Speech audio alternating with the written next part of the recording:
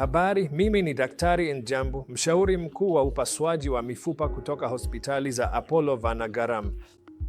Leo nitazungumza juu ya polytrauma. Na polytrauma ni nini? Watu wanapaswa kufahamu, kwa sababu mara nyingi kuna tofauti nyingi kati ya jeraha la polyskeletal ambalo ni kutibiwa kama polytrauma.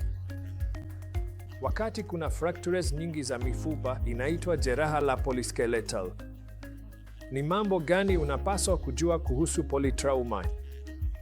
Jambo muhimu zaidi ni kwamba mgonjwa wa polytrauma anapofika kwenye chumba cha dharura, kuanzia pale mgonjwa anapochukuliwa kwenye eneo la tukio hadi kufikishwa dharura, mchakato mzima unapaswa kuharakishwa.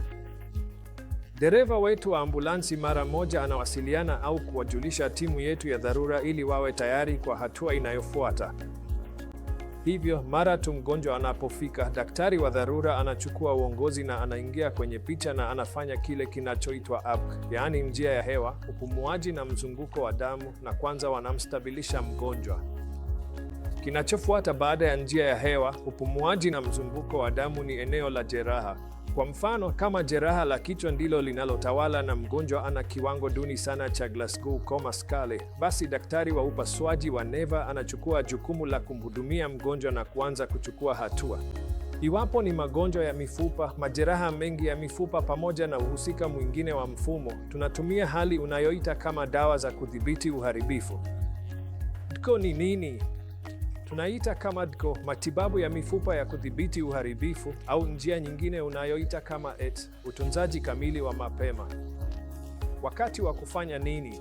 Hiyo inafanya hatua muhimu sana ya kugeuza matokeo ya mgonjwa. Iwapo tutafanya matibabu ya mifupa ya kudhibiti uharibifu au utunzaji kamili wa mapema, inategemea kabisa mambo mbalimbali wakati mgonjwa anapofika kwenye chumba cha dharura. Kwa mfano, kama shinikizo la damu la systolic, halafu ni vipimo vingapi vya damu vimetolewa, ilikuwa nini, upungufu wa msingi, kama alikuwa na asidi, mbali na hilo, kama kulikuwa na joto kali kupita kiasi, hypothermia.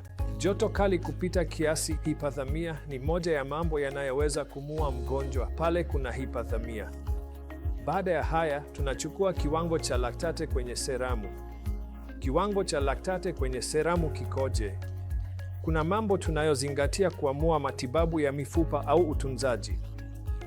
Tunafanya nini kwenye matibabu ya mifupa ya kudhibiti uharibifu? Pale ambapo kuna kuvunjika kwa mfupa mkubwa, hatutaki kumpa mgonjwa mshtuko wa pili.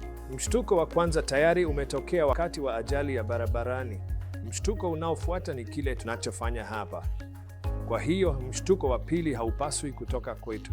Hiyo ndiyo inaitwa udhibiti wa uharibifu. Hatupendi kuongeza tatizo lingine lolote kwa mgonjwa. Kwa hiyo tunafanya utaratibu wa lazima tu ambapo hali muhimu za mgonjwa hazibadiliki. Wakati huo huo, matibabu fulani yanatolewa ili mifupa iweze kutulia. Kwa mfano, kama vile kutumia kifaa cha nje cha kurekebisha mfupa. Badala ya kwenda kufanya upasuaji mkubwa wa kupandikiza msumari ndani ya mfupa wa paja au mguu kwa saa 2 hadi 3, tunatumia kifaa cha nje cha kurekebisha mfupa na kumstabilisha mgonjwa.